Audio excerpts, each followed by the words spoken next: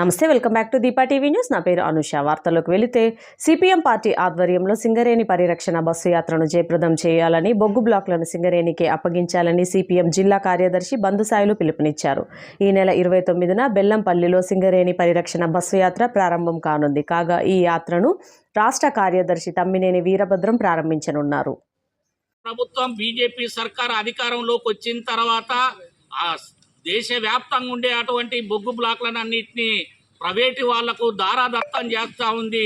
అందులో భాగంగానే బీఆర్ఎస్ సర్కారు ఆయాములు బీజేపీ సర్కారు చేసినటువంటి ప్రయత్నం సత్తుపల్లి, కోయగూడెం బ్లాక్లను ప్రైవేటు వాళ్ళకు అప్పగించింది.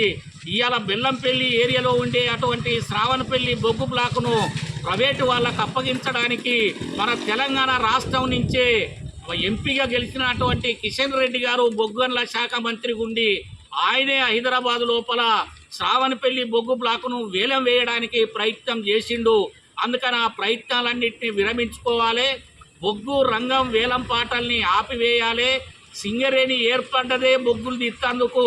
సింగరేణి అనేక రకాలుగా ఖర్చులు పెట్టి గోదావరి పరివాహక ప్రాంతంలో మొత్తం ఎక్స్ప్లోజివ్ పనులన్నీ చేపించి సర్వేలు చేపించి ఇలా సంపద సృష్టిస్తే అట్టి సంపద మొత్తం ప్రైవేటోళ్లకు, కార్పొరేట్ శక్తులకు దారాదత్తం చేయడానికి మోడీ సర్కారు వేలంపాట వేస్తూ ఉండు. ఆ వేలంపాటను వెంటనే నిలుపుదల చేయాలని ఇంతమంది బొగ్గని కార్మికుల పొట్ట కొట్టొద్దని చెప్పి బీజేపీ సర్కారును హెచ్చరిస్తూ ఉన్నాం. ఇలా సింగరేణి, సిర్ల తల్లి బొగ్గని కార్మికులు, కాంట్రాక్ట్ కార్మికులు ఇలా మొత్తం 75,000 మంది కష్టపడి పనిచేస్తేనే ఇలా ఉత్పత్తి పెరుగుతూ ఉంది, ఉత్పాదక వస్తూ ఉంది, లాభాలు వస్తూ ఉన్నాయి. 2-3 వేల కోట్ల రూపాయల లాభాలు వస్తున్నాయి. అంటే ఇది కార్మికుల రక్తం, కార్మికుల శ్రమ నుంచి వచ్చింది. ఇప్పటికే సింగరేణి కార్మికులు కష్టపడి సంపాదించిన సొమ్ము నుంచి కేంద్ర ప్రభుత్వానికి డివెంట్ల రూపంలో చెల్లిస్తూ ఉన్నారు. రాష్ట్ర ప్రభుత్వానికి అనేక రూపాయల 30,000 కోట్ల రూపాయలని ఇలా రాష్ట్ర ప్రభుత్వానికి అప్పుల రూపంలో సింగరేణి ఇచ్చింది. ఇలా సింగరేణి ఉండటం వల్లనే రోడ్లు అభివృద్ధి అవుతాయి. సింగరేణి ఉండటం వల్లనే మంచినీటి సమస్య పరిష్కారం అవుతుంది. సింగరేణి ఉండటం వల్లనే ఇలా దేశానికి, రాష్ట్రానికి ఇలా బంగారం లాంటి సిల్లుల తల్లిని ఆగం చేయొద్దని, దాన్ని అమ్మొద్దని, ప్రైవేట్ వాళ్ళకి అప్పగించొద్దని, అన్నిటికన్నా ముఖ్యంగా ఇలా కేంద్ర ప్రభుత్వం అంటుంది కార్పొరేట్ శక్తులతో పాటు సింగరేణి కూడా వేలంపాట్లో పాల్గొనవచ్చు అని అంటుంది. ఇది అత్యంత దుర్మార్గమైనటువంటి చర్య. మరి సింగరేణి ఏర్పడ్డదే బొగ్గు తీర్చేందుకు. ఇట్లాంటి బొగ్గు ఉన్నటువంటి ప్రాంతంలో ఇలా సింగరేణికి హక్కు ఉంటుంది. కానీ సింగరేణికి ఉండే అటువంటి హక్కు లేకుండా చేయడం కోసం ఇవాళ కేంద్ర ప్రభుత్వం, మోడీ సర్కారు ప్రయత్నాలు విరమించుకోవాలి.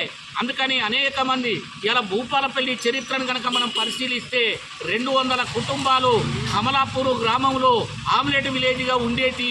ఎన్టీ రామారావు 86లో ఈ భూపాలపల్లి ఏరియాలో బొగ్గు ప్రారంభం చేసిన తర్వాత అనేక మంది ఉన్నారు. అదో గ్రామ పంచాయతీ అయింది, నగర పంచాయతీ అయింది, 1,00,000 మంది జనాభా ఉన్నారు. అనేక మందికి ఇలా నిరుద్యోగ సమస్యను కూడా సింగరేణి ప్రైవేట్ వాళ్ళకి అప్పగిస్తే ఇలా ఇది నాశనం అయిపోద్ది. మన పక్కనే ఉండే అటువంటి ములుగు జిల్లా కమలాపూర్ బిల్ట్ ఫ్యాక్టరీ మూతపడటం వలన దాని మీద ఆధారపడ్డటువంటి వాళ్ళందరూ అన్యాయం అయిపోయిండు. ఇలా సింగరేణి మీద దాదాపు 25,000 నుంచి 30,000 మంది ప్రత్యక్షంగా, పరోక్షంగా ఆధారపడి బతుకుతూ ఉన్నారు. వీళ్ళందరి బతుకుల మీద దెబ్బ కొట్టే అటువంటి ప్రయత్నం కేంద్ర ప్రభుత్వం చేస్తూ ఉంది. అందుకని దీన్ని విరమించుకోవాలని చెప్పి 1వ తారీఖున పెద్ద ఎత్తున సింగరేణి పరిరక్షణ పేరుతోని బస్సు యాత్ర నిర్వహిస్తూ ఉన్నాం. ఆ బస్సు యాత్రకు పార్టీలకు అతీతంగా, యూనియన్లకు అతీతంగా, కులాలకు అతీతంగా, మతాలకు అతీతంగా సకల జనులు ఆ కార్యక్రమంలో తల్లిని కాపాడుకుందాం, లాభాలు తెప్పించుకుందాం, మన పిల్లలకు ఉద్యోగాలు సాధించుకుందాం, మన భూ నిర్వసితులకు నష్టపరిహారం తెప్పించుకుందాం.